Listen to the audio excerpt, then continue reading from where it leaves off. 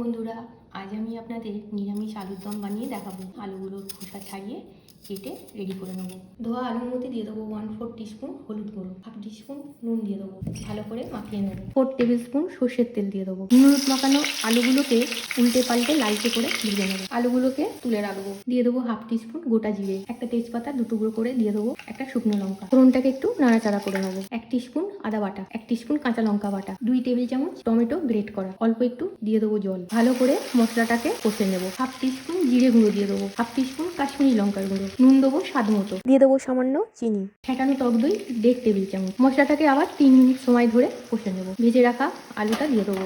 1 table spoon kasuri মেথি crush করে দিয়ে দেবো।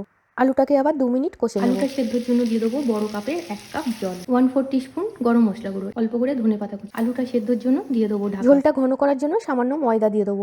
ভালো করে মিশিয়ে নেবো। তৈরি হয়ে গেল নিরামিষ আলুর দম।